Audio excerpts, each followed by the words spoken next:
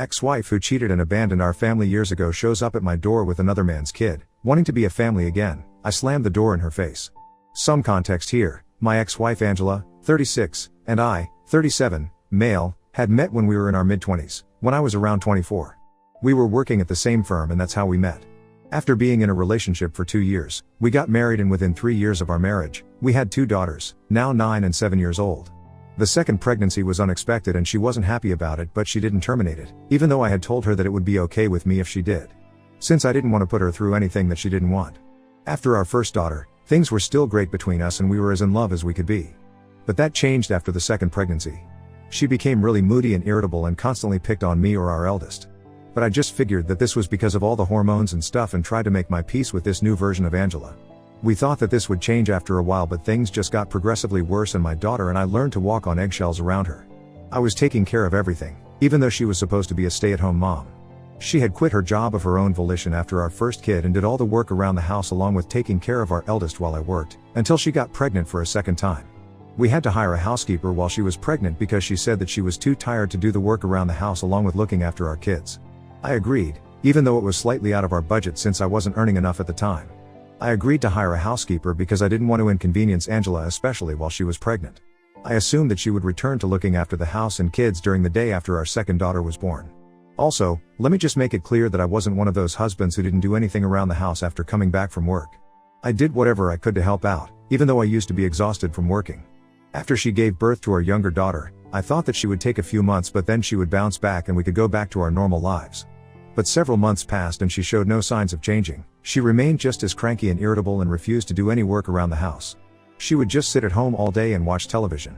She didn't even play with the kids or anything and would pay our neighbor to take them out to the park occasionally. I don't mean to sound resentful, but I did feel that way because I was slogging at work, day and night. And she wouldn't even do the bare minimum at home. It was also proving quite expensive for me to pay for a housekeeper to do all the cooking, cleaning, and other miscellaneous household chores. I had to take care of all the other expenses as well, and I wanted to save money for our daughter's future too. That was becoming almost impossible because Angela refused to help me out in any way. So after almost 6 months since our younger daughter's birth, I decided that we couldn't go on like this and I had to talk to Angela.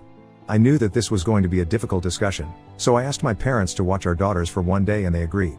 That day, I sat Angela down and I told her that I knew she was tired after 2 pregnancies, but I needed her to help me out here and work with me. I explained to her that having a housekeeper was becoming too expensive for us and I needed her to honor her word and go back to doing at least some of the household chores, so we could renegotiate and lower the housekeeper's salary and save some money. She was opposed to the idea and said no to it instantly because she said that she was too busy watching the kids do any of the work around the house and that I should start earning more instead of making up excuses and blaming her for my financial condition. I tried to tell her that I was doing my best already, but she had to do her best as well if we wanted to make this marriage work. I also brought up how she wasn't really looking after the kids.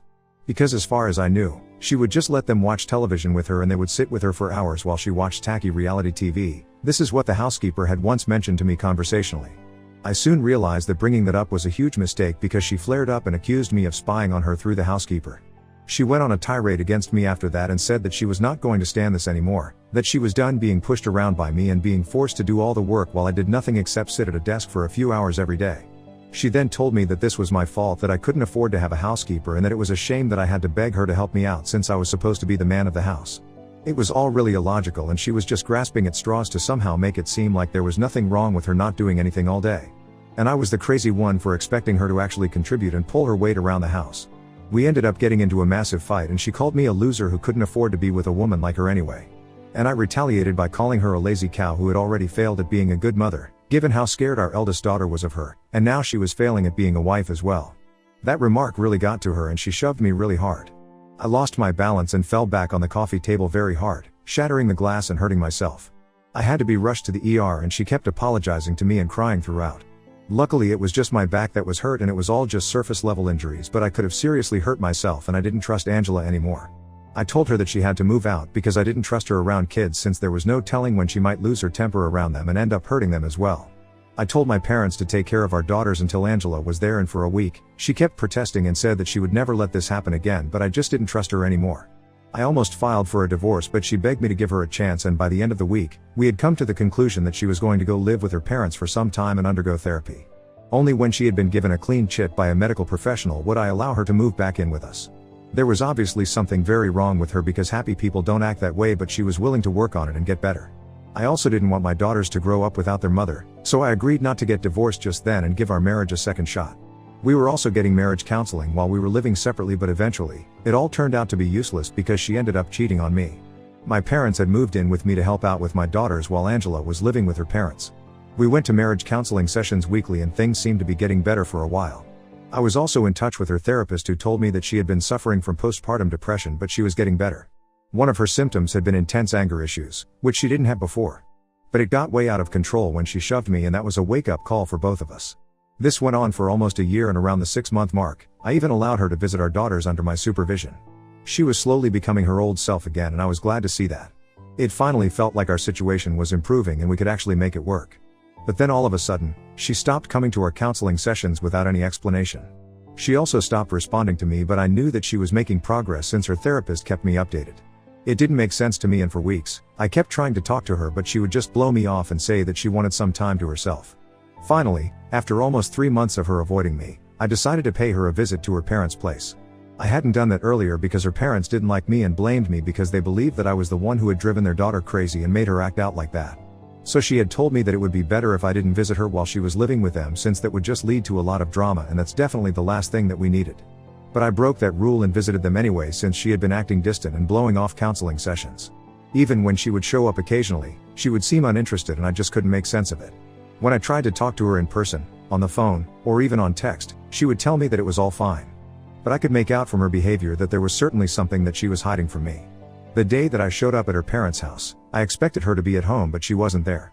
When I asked her parents where she was, they told me that they weren't allowed to tell me and slammed the door shut on my face. I could tell that they were enjoying this, and I had a bad feeling about it, so I decided to call Angela while standing in front of her parents' house. I tried calling her several times, but she didn't pick up, and I was getting more and more paranoid by the second, so I decided to sneak around the house and somehow get inside by myself. I went around to the backyard because I knew that her parents usually kept the kitchen door open, but I didn't even need to go that far because I spotted Angela sitting on the swing that her parents had in their backyard. The bad news was that she was sitting with her back to me because he was making out with a man that I didn't recognize. It's been a long time since I saw them, but it's imprinted in my brain. Because it was the most horrible moment of my life, and I haven't been able to forget it even today. The guy that she was making out with drew back as soon as he saw me, and by the time Angela turned around, I had already started walking back to my car. She caught up with me and tried to stop me, but I wasn't hearing anything that she was saying because I was in shock. She tried to grab me, but I shook her off and told her not to touch me, so she didn't, and I went back to my car and started driving back home. I blocked her everywhere as soon as I got home so she wouldn't have a chance to explain, and told my parents that I wanted them to look for a lawyer for me and informed them of what I had just witnessed when I visited Angela's parents' house. I didn't see her or hear from her until we had to meet with the court-appointed mediator for our divorce settlement. I had pretty much turned into a robot by that point and was just functioning for the sake of my daughters, but I had completely shut down emotionally.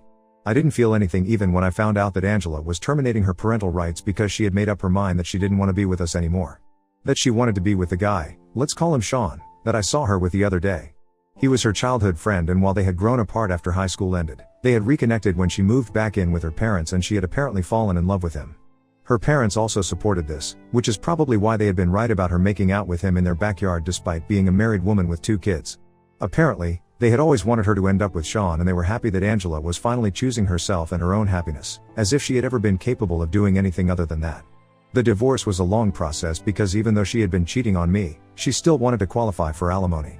It took us a while, but my lawyer and I fought hard and made sure that she didn't get anything in the divorce because it was all rightfully mine, since I had been the one paying for everything for so long while she did nothing but watch television at home. It has been 5 years since the divorce finally came through, and we succeeded in our goal to make sure that she walked away with nothing. The months in which I was dealing with the divorce were some of the hardest times for me, but I knew that I couldn't break because I had to look after my daughters since they had nobody except for me. My parents were obviously really helpful and supportive, and I can't ever thank them enough for being there for me throughout, while I juggle work and taking care of my kids. It has been 5 years since, and even though back then, the divorce seemed like the worst thing that could possibly happen to me, I'm thankful for it now. Because I don't think I would have been in the place that I am today had it not been for my decision to leave Angela. Life has really treated me well since then, and I'm in a much better place now in every respect. We have since moved into a bigger house because I get paid better now and I don't have to spend money on anyone apart from myself and my daughters. My parents live close by and drop in from time to time as well. I have friends who love me, and my daughters are as happy as can be. That's all that a man needs, and I'm so thankful to the universe that it's all going well for me now. Or it was until Angela showed up again a few days ago. The kids were at school and I was just about to leave for work when I opened the door. The doorbell rang and Angela was standing outside, with a boy beside her. The boy couldn't have been older than 3 or 4 years old, and I knew that this had to be Angela's son. I was taken by surprise when I saw her standing outside my door and was still trying to process it when she started crying and said that she was here to apologize and make things right with me. She told me that she was finally ready to be a family again and give our marriage another chance. I couldn't believe that she was back here after all these years, and now, she wanted to give our marriage another chance, like it was up to her to make that decision. Within a split second, I made up my mind and decided to shut the door and turn her away because I didn't want to get into whatever this was. But before that, I told her that this was not her family anymore. I had stopped being her husband the day she cheated on me with Sean. The divorce was just a legal obligation. And she herself had given up custody of her daughters, so now, she had no right to refer to us as her family. After I said that, I shut the door and told her to go away because I didn't want her anywhere near my property. I would have cursed her out as well because I was really angry, but I refrained from doing that because of the little boy. I could hear her wailing outside my door for a couple of minutes after I shut her out, but I decided to ignore it, and once I made sure that the coast was clear, I went off to work. I tried really hard not to think about it because that would just weaken my resolve, and I couldn't afford to let that happen. I almost succeeded in forgetting that Angela had even showed up at my house. But as soon as I came back home from work, I received a call from my parents demanding an explanation as to why I had turned her away. They told me that Angela had contacted them after I turned her away and shut the door on her face, and she had been devastated. My parents said that they were the ones who had given her my new address and told me to visit me since she was in the process of getting divorced from Sean and finally had a chance to make things right with me. They told me that Angela had reached out to them about a month ago and this had been in the works for quite some time. My parents believed that it was about time that I thought about my kids because my daughters needed a mother and there was no better mother than Angela. So they decided that she deserved another chance and told her where to find me and what to say to me. I got really mad at them because it was not their place to forgive her and decided to give her another chance without even asking me if I would be okay with that. It could have been really bad if the kids had been at home, and it was really reckless of them to pull something like this. So I told them off, but they refused to acknowledge that they had made a mistake because they had helped me during my divorce by taking care of the kids. And even now, occasionally, they do look after the kids, and they believe that whether or not I wanted to patch up with Angela was up to me. But they had an equal right to decide what was best for the kids, and I couldn't take that away from them. I thought it was ridiculous of them to believe that because at the end of the day, they were my daughters and not theirs. And while I respected them and would always be thankful for what they did for me during my divorce, I don't think it was their place to let Angela back into my life again. We got into a bit of a fight, but they told me that I was the one who was out of line here and was being selfish by not giving Angela another chance. They told me that they had done their due diligence and were sure that she was a different woman now and deserved to be a part of my daughters' lives, even when I reminded them that she had signed her rights away.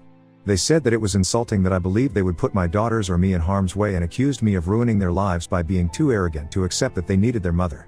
It's been a few days now and I don't think I was out of line or selfish because I've thought about this a lot. Ida for not giving my ex-wife a second chance at being a mother? Update 1. About a week has passed since Angela showed up at my door with her son, and recently I found out the truth about her relationship with my parents.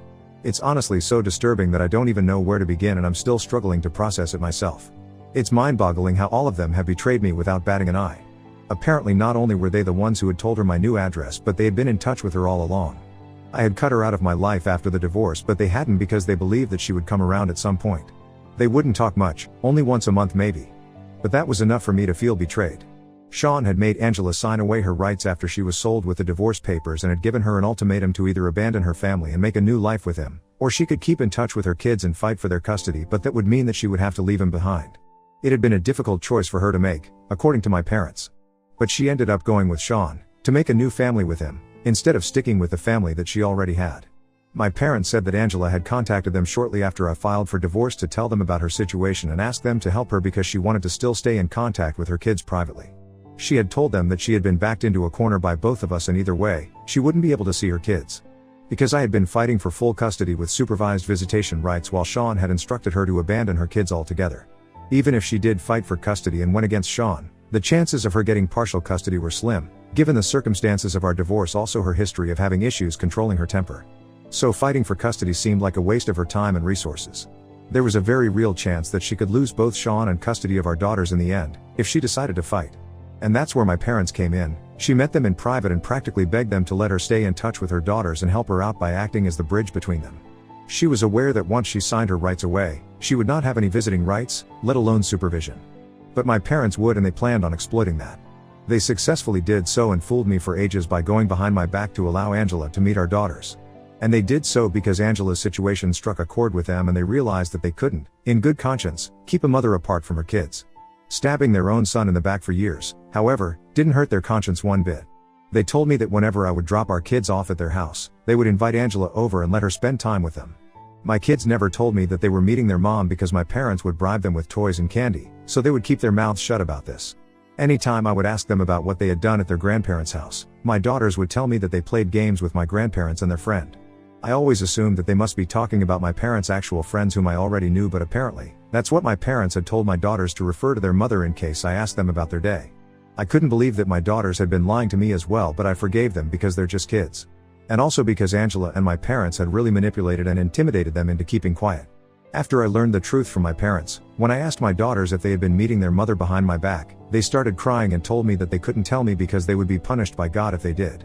So Angela and my parents must have really drilled it into their heads that there would be dire consequences if they told me the truth, and that's why they had been so secretive and vague all along.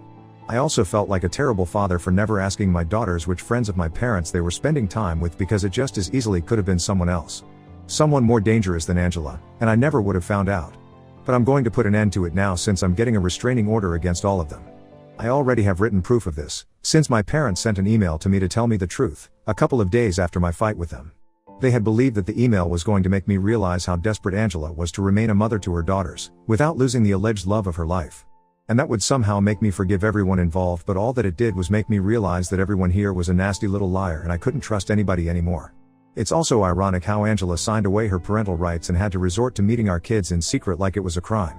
All because Sean didn't want her to have any contact with her previous family. And he was supposed to be her one true love, but now, even they were getting divorced, and all that turned out to be for nothing. They even had a son together, but according to my parents, Sean wanted nothing to do with her or his kid now because he had received a job offer and was moving away in a couple of months. Angela had started working again recently and their son had started kindergarten here, so she didn't want to move with him, which is why they had been fighting for a long time. It had finally all come to a head 3 months ago when Sean told her that he was done and he was taking that job and moving out. He didn't have any interest in being a family man anymore because it clearly meant that he would have to sacrifice his own future and happiness just to make her happy, and he wasn't ready to do that. This was all meant to make me feel sorry for Angela, but the only purpose that it served was making me feel like justice had finally been served. I have already spoken to my lawyer and the petition for the restraining orders has been filed. My daughters and I have also had a proper discussion about all of this, and I have told them that moving forward, they will never be seeing their grandparents or their mother again. And they seem to be okay with it for now, but we are still going to go to therapy and try to work things out. Because I'm sure that this is going to be difficult for them and probably has been quite difficult for them for the past 5 years. But this all ends now. Update 2. Hey, guys. Thank you so much for all the concern and support here. I'm really grateful that so many people have been sending lovely messages and blessings to my daughters. My parents and Angela have been served with restraining orders and are supposed to appear in court in a few days. I don't know how they feel about any of this because I have blocked them on every possible platform and have also told my friends not to speak to them in case they contact them. I have also amped up the security around my house and have been working from home for a couple of days. I had spoken to my daughter's school authorities and told them about the situation, too. Initially, I didn't intend on letting them go to school for a few days, but I didn't want their education to suffer because of Angel and my parents. So now teachers are supposed to keep an eye on them and not let anyone apart from me pick them up after school.